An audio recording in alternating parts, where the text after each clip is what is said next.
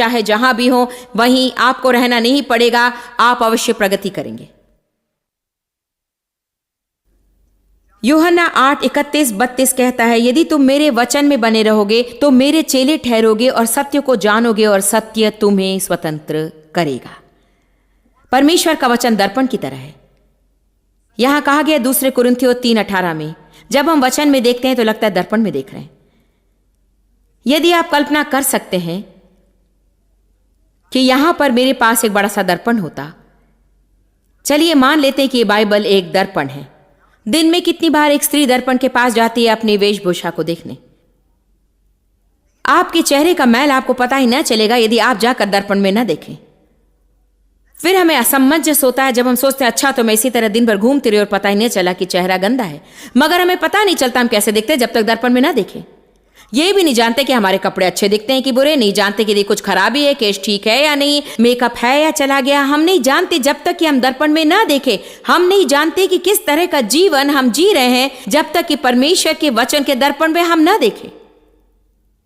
इसीलिए हमें सदा वचन में रहना चाहिए, क्योंकि यहाँ 5 साल पहले अच्छी मनोदशा बनाए रखना आसान है, फिर फिसल कर बुरी मनोदशा में हम आ जाते हैं। मगर यदि आप नियमित रूप से परमेश्वर के वचन नहीं पढ़ते तो मनोदशा के महत्व को भूल जाते हैं।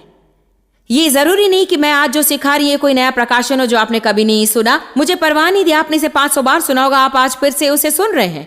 जानते हैं क्यों? क्योंकि कुछ बात ऐसी है जो हमें सुननी है बार बार और बार बार और बार बार और बार बार और बार बार।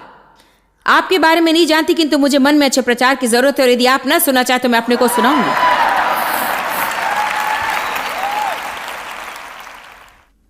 मुझे इसमें देखकर पता लगता है कि मैं यीशु के लहू के माध्यम से परमेश्वर से सही कर दी गई।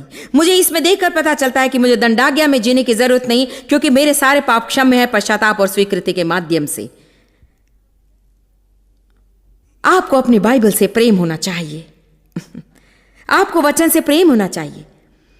आपके पास अच्छी लाइब्रेरी होनी चाहिए जिसमें शिक्षण टेप और मसीह पुस्तकें होनी चाहिए, साथ में सीडी और वीडियो भी।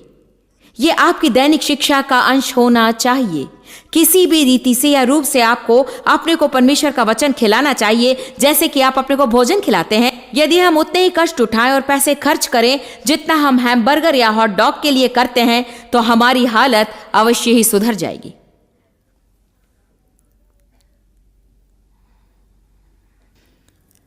कुछ लोग आना चाहते थे मगर 2 घंटे की ड्राइव से यहां पहुंचना उन्हें मुनासिब ना लगा। मगर उन्हें यदि गरम गरम फट चाहिए तो वे सारे शहर भर ड्राइव करेंगे।